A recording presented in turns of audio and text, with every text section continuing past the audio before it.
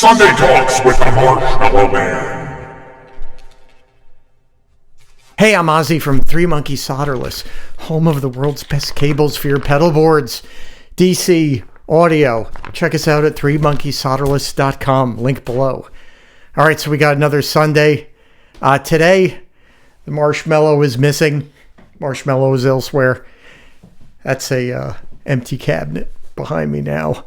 So today I thought we'd just do something quick, and maybe just like look at some comments in the comment section in the for the last videos over the last week, and maybe go over some of that stuff because I really got to get back to work. So, been waiting forever for these guys to come in, right? So finally they did, some of them anyway. And so now it's furious building, basically, for a little while. So I really have to get back down to the laboratory and get back in there and start soldering and putting things together. But anyway, let's look at some of the comments from last week's videos or the previous week's videos. And let's see what we got. All right.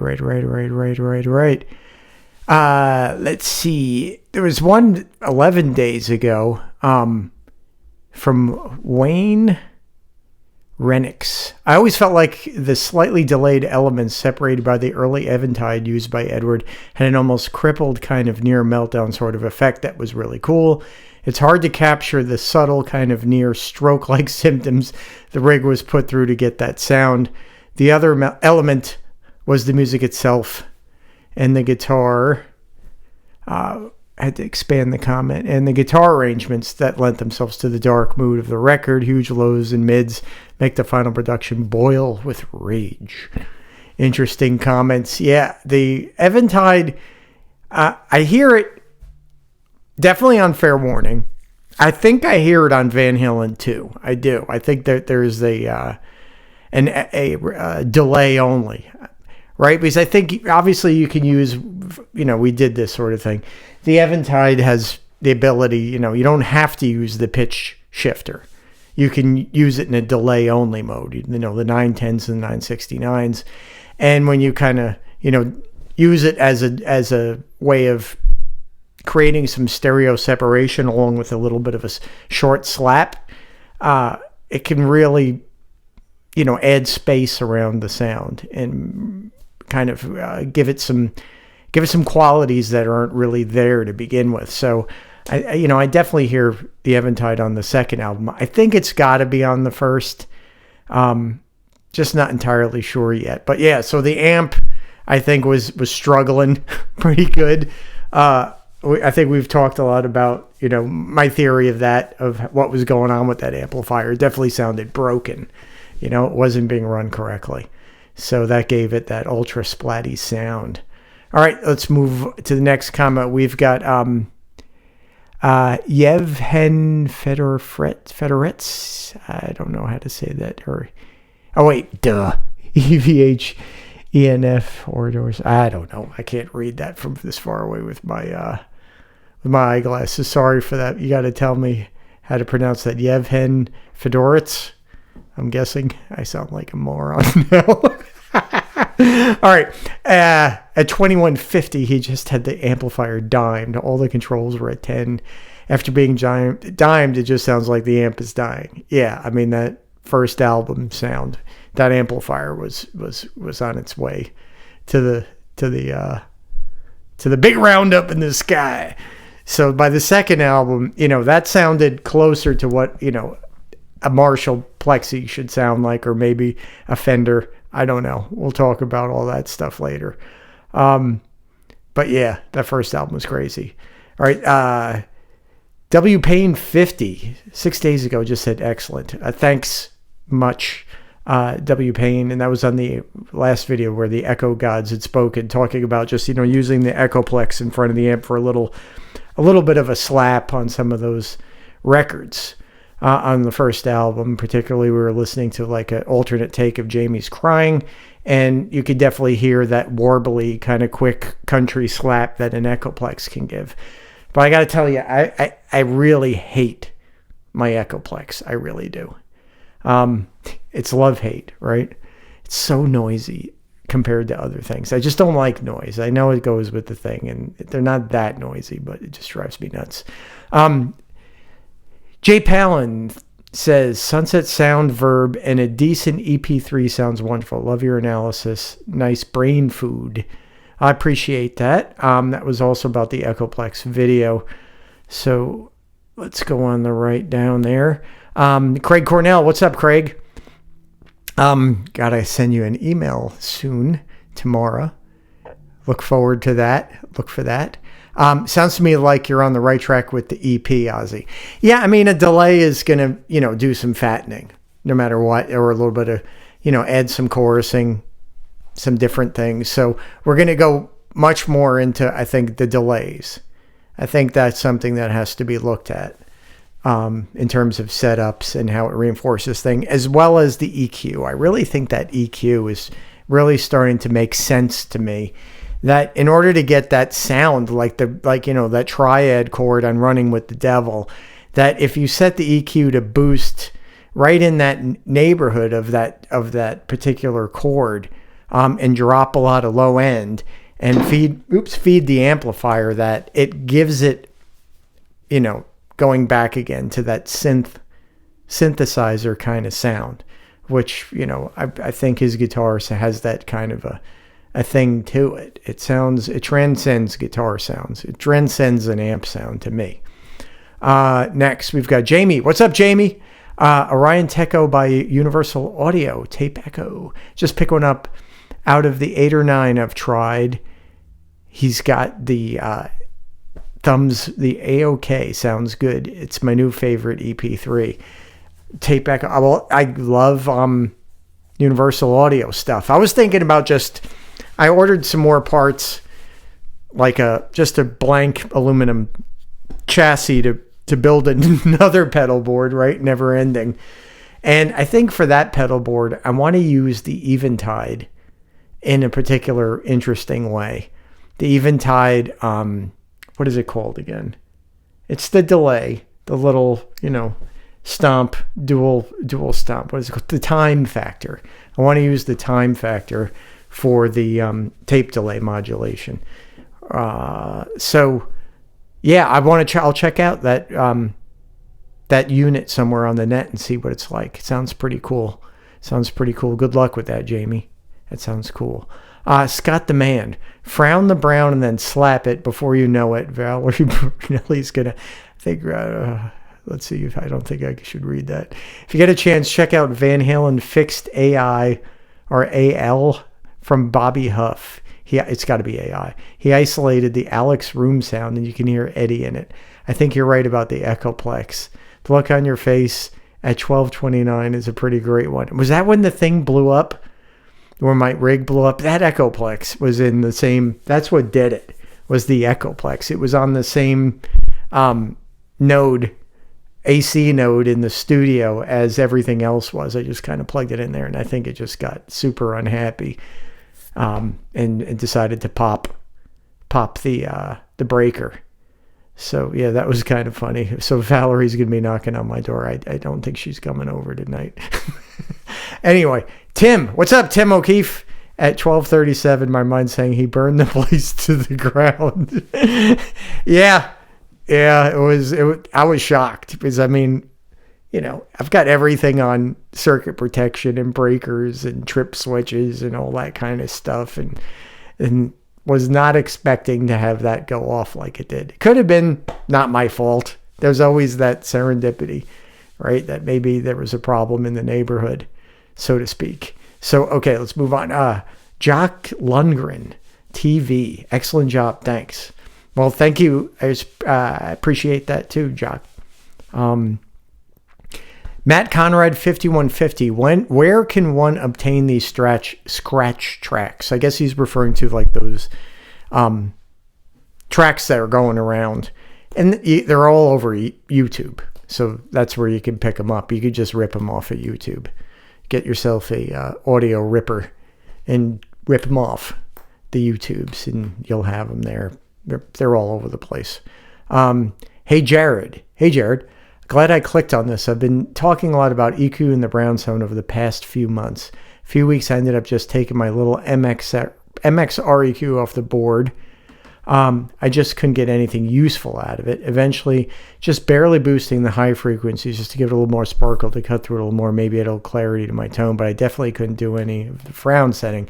From the moods up at all, it would sound terribly processed.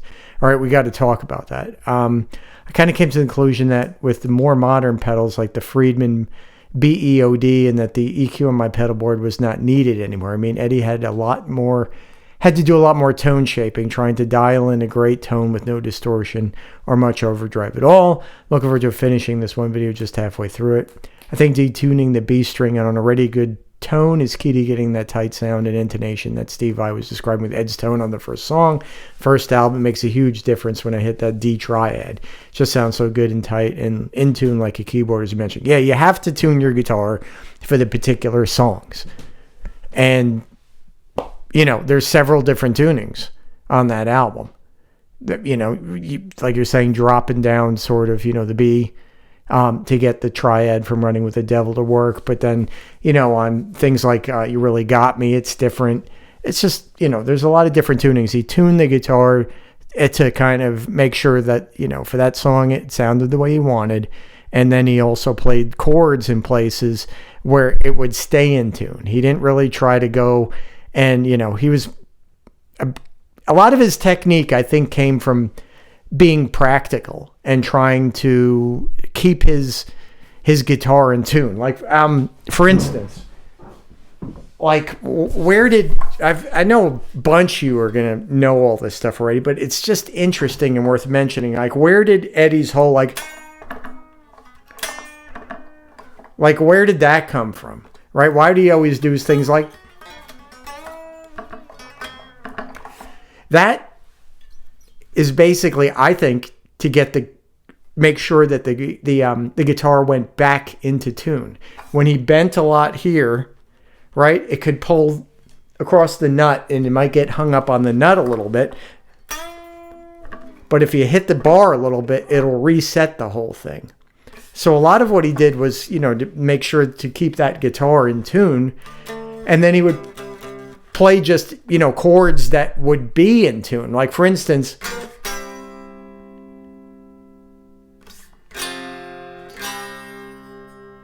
here, that's not in tune, right? But it's good there. So you may not want to play, you'd have to find another place to play that particular chord someplace, which might make more sense. So a lot of what he did, I think, was born out of a necessity. All right, so now with the pedal board and the sparkle and all that, I mean, this is kind of big, and I don't know how to emphasize it enough.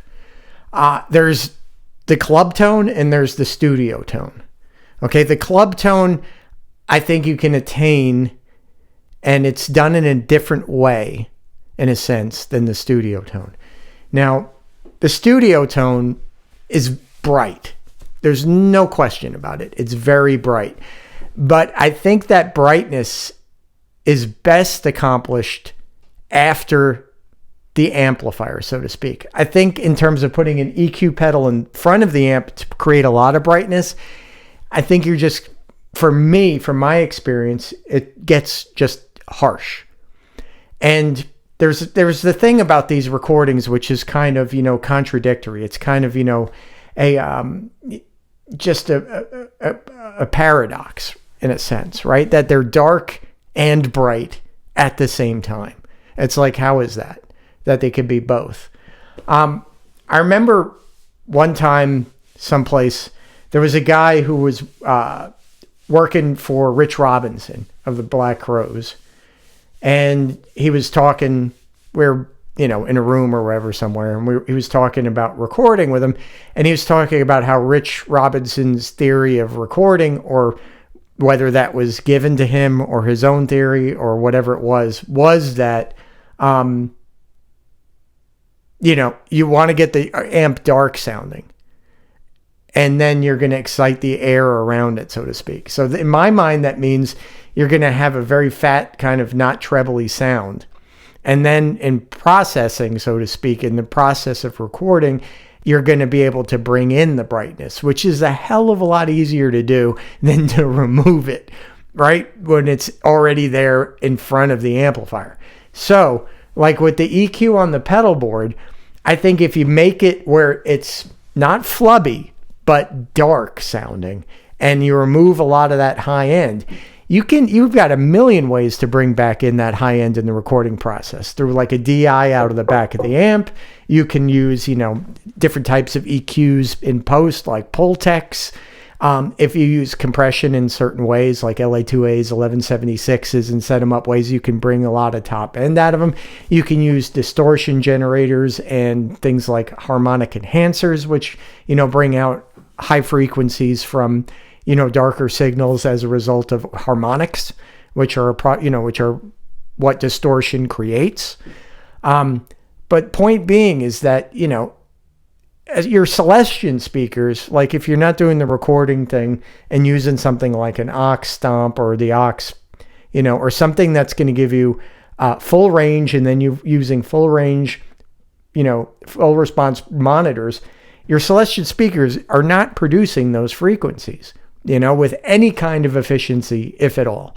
So in a sense, boosting up, anything, where you got like on like the MXR EQ, right? The 10 band or whatever. I can't remember, but it's like 12K or 16K at the end of the thing. I mean, boosting that up is almost like just driving your amp nuts. That's all it's doing for the most part. I mean, you're going to get some brightness out of it as a result that, the Q of that particular setting isn't going to be perfectly, right straight up like a pole. It's going to have, it's going to influence a little bit below it and a little bit above it, as well as it's just going to, the circuit itself, the way it's designed, it's going to change the way the other controls are working as well. So the EQ, like before the amplifier, I think it's best to do it darker sounding. And you don't want it to be like, too mid-spiked either. Because he's not, we're not talking about, a Boston record, right? This is not a Tom Schultz sound. Although, if you look at, Tom Schultz, how did he get the original Boston sound? Was with, MXR pedals, particularly, the 6-band blue box, which he had kind of, or maybe it was the 10-band, I don't know, but he had like with a spike, around the 500, 800K in that area. Randy Rhoads as well. That's not Eddie's sound, right? Eddie's sound is maybe a little bit, well, it's more scooped than that. I wouldn't call it scooped, but it's definitely more scooped than like, a Schultz or a Randy tone, which were also,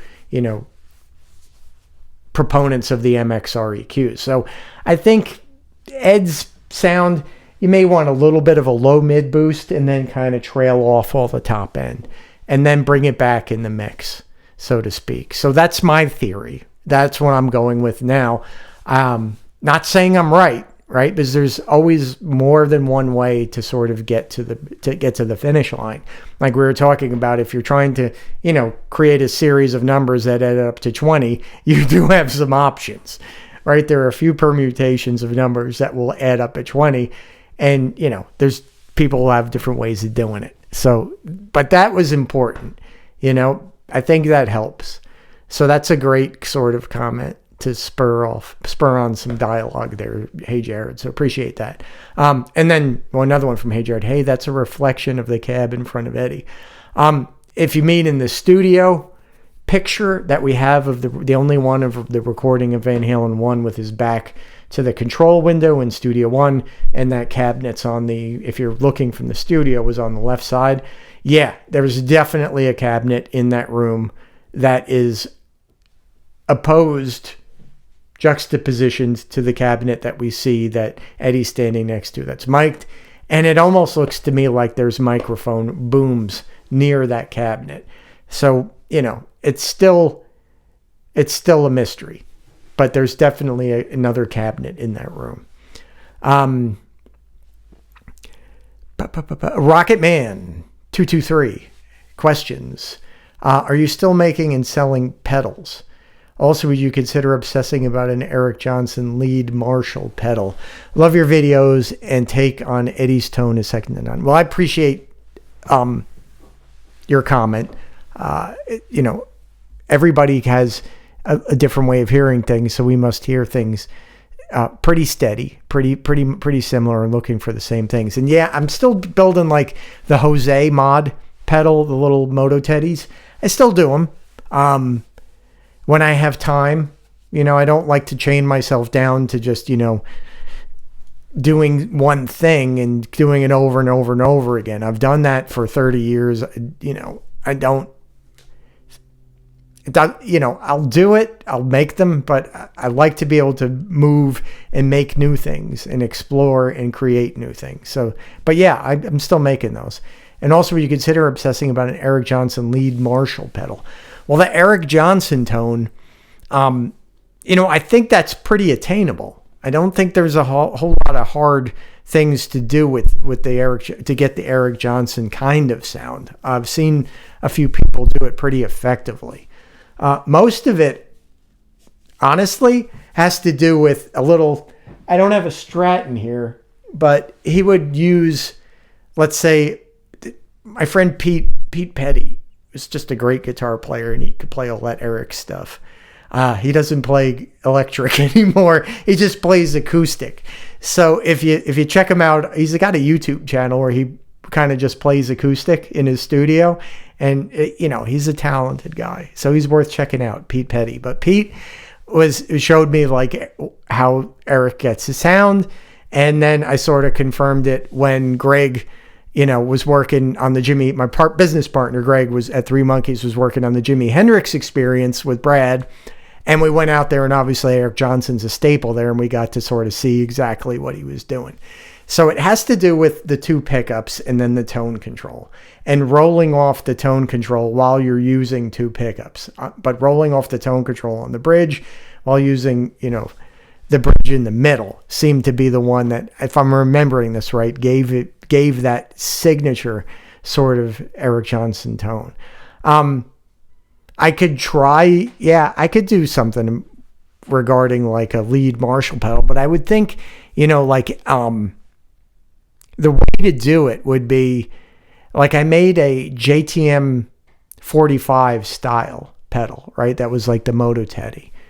And I would say if you wanted to do like the Eric Johnson thing, I would say your chain would be, getting like a tube driver, but that could be put into the Moto Teddy. If that's what you're thinking of, that's not a bad idea, right? To make an EJ sort of deal. So you could have like this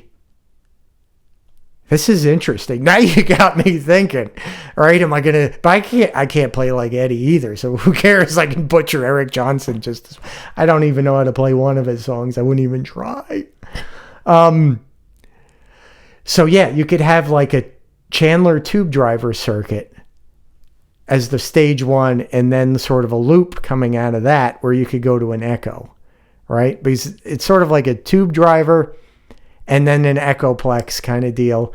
Go back into like a JTM style amplifier, right? He would use JTM 100 style things, super basses, amplifiers like that are, have the sort of like cleaner, fatter sound, not so much the super lead sort of thing. And yeah, I think, and then use either, you could use a power amp and then go into greenbacks, different kinds of greenbacks, or you could use a simulator, right? Like a cab sim and put some big wet reverb on there, and you'd probably have, the Cliffs of Dover. I think that would be doable. So that's a good idea. I might have to look into that, Rocket Man. That would be something that just makes me think, what if? I like that kind of stuff. All right, Steve Starr. Hey, Ossie, great information, and I agree. I've done this too with EQ going into Echoplex with one repeat, then amp nails the sound, and I really believe Eddie did it this way. Yes, I think so. I mean, I think there's definitely some evidence into there of what was, used, that there was the Echoplex on some of those tracks. Now, whether it was, you see, I'm still not entirely convinced that there is slaving or isn't slaving. I think they're so close when you get the first amplifier right that you're kind of splitting hairs. But if there was slaving, I think it was done to create sort of like the second amp was more of a power amp. It wasn't really like about overdriving that amp so much as it was about getting, a controllable stage volume. Now, whether that was used I think that was definitely done live, but whether that was done in the studio, I don't know. You don't see any of the amplifiers. Now, I've been looking, I haven't found it again yet in the book, but in Steve Rosen's book, he's talking about how he always used, 2 amplifiers. So, who knows? But the Echoplex could have been, after the master head going into the second amp and going through the Echoplex would give you, that kind of really. And if you had 2 Echoplexes, well, now you're talking, getting something close to what he was ending up with, in the 80s and 90s. So that's interesting. Here we go. Steve Starian. Yeah, another great vid as with so many theories explored. I truly believe from experience that Eddie's early rig was everything in front of the amp with studio reverb added at the end. Okay, yeah. I mean, yes, that is definitely a one permutation and seems to work very well for sure. Now, the studio reverb, absolutely. I don't think there was any question that was it. Now, this, the source of the studio reverb in terms of, what microphones were feeding it. Was it, this, that, the other one? Was it the direct? Was it this, blah, blah. I think it was the room sound was sort of like what was used to feed the echo chamber. And I think the band recorded live, right, for those things. So you had, the 3-piece, the drums, the bass, the guitar in there. And the easiest way to get a good reverb sound that wasn't going to like step over each other and have to, have all these conflicting things. You wouldn't want to send Eddie's guitar alone to the reverb chamber. That doesn't make any sense. I think you would send more or less of, things. But in general, I think the room mic was probably the source. And in a different video, I got the closest I ever got doing it that way. And you could hear like, I don't know, something that seemed very familiar to my ear. So that's interesting stuff. Last one, one Obzine or Obzine, one Obzine. Man, I love these videos. That Marshmello amp is so damn cool. I appreciate the kind words there. I'm like I said, I've been really happy with it. And it kind of makes me want to empty this room and just, I mean, how long can you hold on to, 10 Marshall heads? Doesn't make sense for me anymore, but I love them. All right. So those are the comments that we've got. So there's some food for thought. I'm thinking, to keep going with this and figuring it out, right? So pieces of the puzzle are coming together. So I like where I'm at with the amp. Now it's sort of like figuring out everything else that's around it. So when the new sort of aluminum blank pedal chassis or switch box chassis comes in, I'm going to, outfit it and then build yet another board with 3 Monkeys cables and bring it out and see what we're going to do. But maybe first it would kind of be like just putting the pedals down on the putting them down and putting them in order and seeing which ways sort of work before actually, putting things sort of into the drill, right? Drill after you figure out everything. So there may be next week some figuring out with the Eventide space and testing some theories with that, or not the space, the time factor on the vintage tape delay setting. So yeah, that sounds cool. But this Eric Johnson pedal thing has got me thinking. It's not a good thing. I need to keep going on this.